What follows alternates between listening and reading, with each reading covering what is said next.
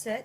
Comme je le fais inlassablement dans les fonctions qui ont été les C'est pas miennes. facile, hein, d'ouvrir ces sucettes-là.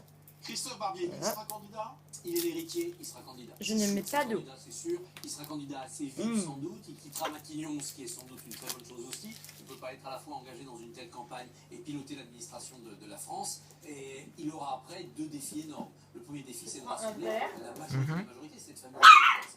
Ils ne sont pas aujourd'hui très sympathiques avec Manuel Valls, les proches de Hollande. Ils considèrent que Valls a poussé dehors Hollande quand même. Donc il devra rassembler ce premier camp assez rapidement, avant Noël. Ensuite, il devra proposer un projet et un nouveau cocktail idéologique pour le PS, un social-réformisme, un social-libéralisme, une nouvelle social-démocratie, de manière à s'inscrire d'évidence comme l'homme qui peut faire le meilleur sur la présidentielle et battre Montebourg, Hamon et les autres à la primaire. C'est loin d'être fait. C'est loin d'être fait. Il y a une grande colère à gauche contre ce que Hollande et donc Valls ont incarné comme politique. Et puis voilà. Vous voyez bien la sucette, hein?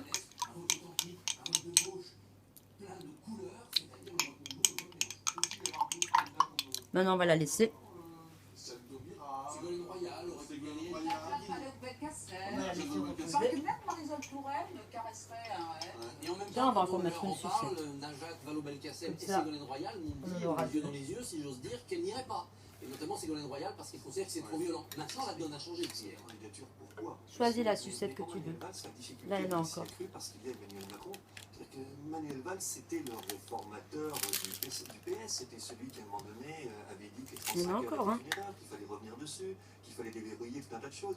Et là, il ne peut pas aller Tu aussi. veux celle-là? D'abord parce qu'il y a Emmanuel Macron qui vit dans une orbite beaucoup plus libre, en dehors de la primaire, et qui développe de telles idées. Ensuite, parce que Christophe Barbier l'a dit, il faut impérativement, justement, qu'il arrive à rassembler cette gauche, et donc une gauche qui n'est pas en faveur de l'abolition des 35 heures. Donc son chemin de crête est malgré tout assez difficile. Vous dites que c'est l'héritier naturel, pas forcément, parce qu'il y a tous les puristes et les socialistes qui sont contre Manuel Valls.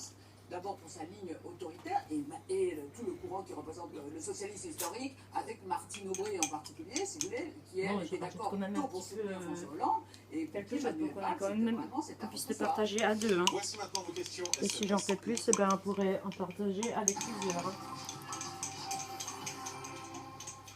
François Hollande n'avait-il pas la possibilité de se présenter sans passer par la primaire? Non, je ne sais pas. Non, mais ils ont essayé, ils ont lancé l'idée, parce que bien sûr, le président Je vais la poser sur un panier. Enfin, c'est pas un panier, c'est un cadeau. Juste un cadeau. Et je ne vous dis pas ce que je vais mettre dedans.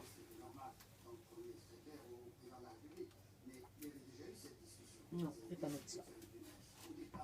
J'ai mis ça parce que je vais le garder pour Noël.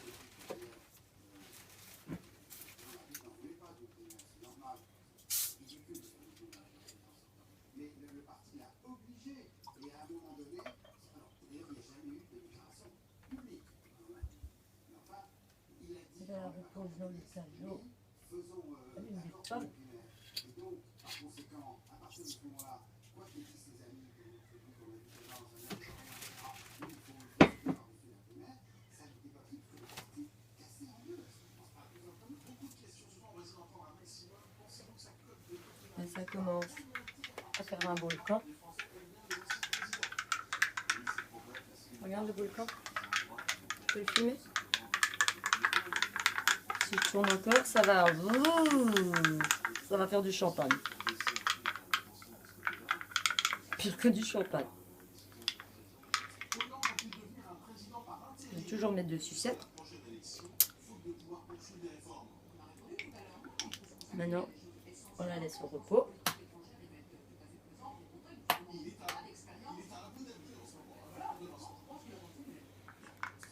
La question suivante, le renoncement de Hollande n'est-il pas un cadeau empoisonné pour le candidat Valls, son principal collaborateur, le publiciste internaute? En politique, il n'y a jamais de cadeau, Regarde. sauf quand ils sont empoisonnés. Et hop, j'ai le bâton. À Valls maintenant, qui a tant désiré, non pas De la attendre le sucette. désastre et puis essayer de redresser les ruines après, mais participer à cette bataille dès le début 2017, à Valls de nous dire ce qu'il vaut et ce qu'il veut. Il semble exister deux choses irréconciliables. La synthèse est-elle possible? Non, mon interprétation de ce qui s'est passé avec Hollande, au fond, c'est ça. C'est que je crois que l'échec de Hollande, le fait qu'il ne puisse pas se représenter, c'est d'abord l'idée que Je remets véritablement, l'autre bâton. ces deux ailes-là ne peuvent plus vivre sous un même toit. Ça n'est plus possible. Et on le voit bien. Et on va le voir encore avec Manuel Valls. Ça va être sauvage, hein, cette première, il ne faut pas se faire d'illusions. Donc, non, je crois que ce qu'on vient de vivre là, c'est la fin du parti d'Épinay. C'est la fin du parti. Maintenant, je la laisse reposer avec l'autre bâton. Et après, c'est l'autre bâton qui va avoir la sucette. Mais en même temps, on est là quand Le même pour vide. faire sinon la Et révolution. c'est Au moins, l'autre on voit sucette le capitalisme, etc. qui sera- Ça, je crois que ce il y qu'on aura vient de plus- vivre là, ça n'est plus possible. Et je crois que le drame, c'est que cette clarification elle n'a jamais été faite, Non. effectivement, et elle ne sera pas faite non plus à l'occasion de cette primaire qui se fait. Il y a pour sous l'autre pression. sucette dedans. Il hein. faudra bien, à un moment donné, malgré les invectives, malgré la Enfin, pas la réactivation sucette, de la gauche le bon. irréconciliable, jouer la comédie de la réconciliation finale. Et comme c'est une comédie, ça ne pourra pas prendre parce que ça ne repose pas sur... Voilà, maintenant, on va le Manuel laisser Valls, là. on avait parlé des deux gauches Oui, oui, irréconciliables. oui. Et après, on reprend la suite. Justement, que représente Emmanuel Valls?